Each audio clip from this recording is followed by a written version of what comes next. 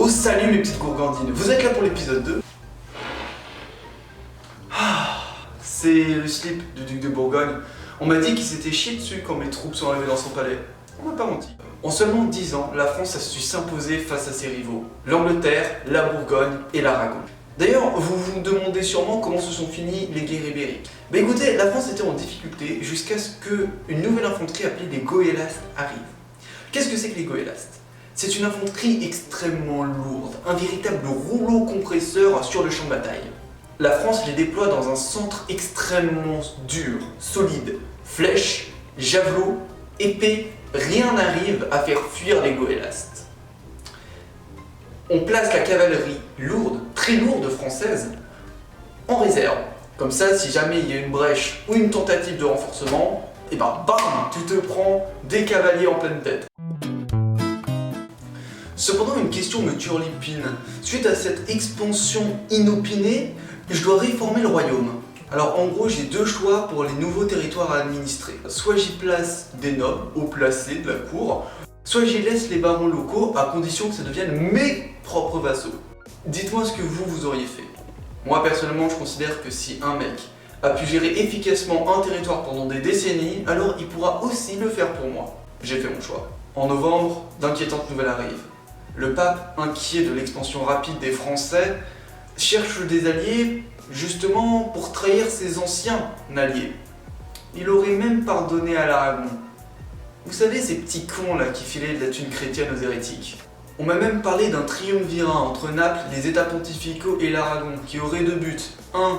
Me reprendre la Sardaigne et les Baléares, à moi qui les avais pris de force de manière légitime, mais aussi que les États papaux annexent la Provence. Vous savez, ce territoire que tout le monde a l'air de vouloir goumer.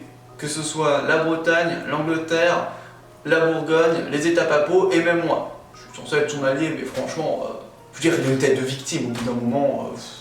Bref, voyant cette possible trahison, je décide de déclarer une guerre préventive.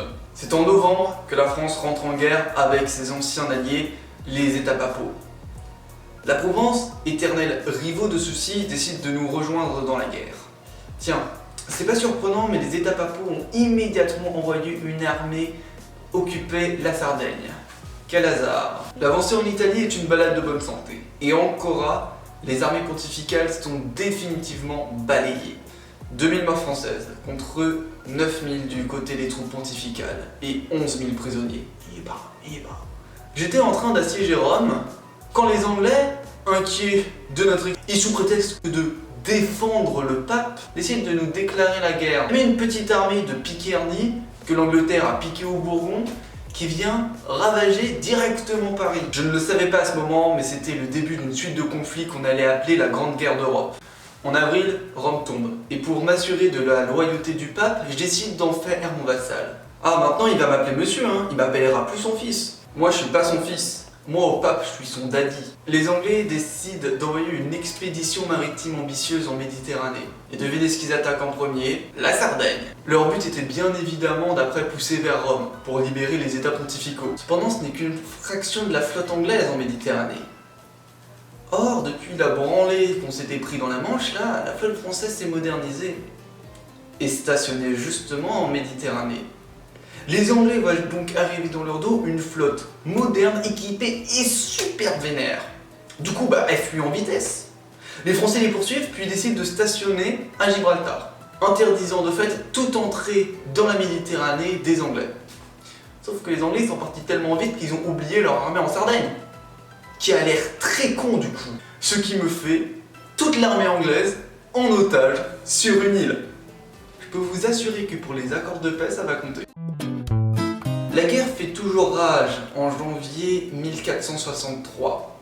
Et vous savez ce que j'apprends? C'est que les Bretons étaient en train de s'acoquiner avec les Anglais pour récupérer du territoire, et aussi vu qu'ils me trouvaient dangereux. Alors, ni une, ni deux, prétextant la sécurité, j'occupe le territoire breton. Je reviendrai pas sur la guerre, hein. La différence de force est tellement lamentable que c'est plus une occupation sans réelle opposition. Bon, à peine le temps d'occuper la Bretagne qu'au même moment mes diplomates m'annoncent qu'en Italie, une coalition sera en train de se former pour libérer le pape. Décidément, Mr. Rob il est apprécié. À ce moment-là, je me dis qu'il faut vite finir la guerre. De 1, pour ne pas être occupés quand la possible coalition en Italie interviendra, mais aussi pour leur montrer qu'on en a, leur faire une vraie démonstration militaire pour qu'ils s'abstiennent de nous attaquer, vous voyez. C'est accessoire, mais j'en profite pour développer les alentours de la capitale. Ah bah ouais, faut que Paris soit belle. Bref, tenant l'armée anglaise dépitée en Sardaigne, je vais pour signer la paix à Caen. Ce sera les traités de Caen. En un mot, maintenant la Normandie sera administrée par les Français. Et d'ailleurs, là, je vire les barons locaux. Ah non, les Anglais, ça dégage. Et hop, ça va faire partie du précaré du roi maintenant. J'en profite pour administrer définitivement la Bretagne. Par sécurité. Seule la capitale du duc et ses alentours restent indépendants. Une fine bande de terre face à la mer. Je m'en occuperai bientôt, mais bon, je pouvais pas tout prendre d'un coup. La France était enfin en paix.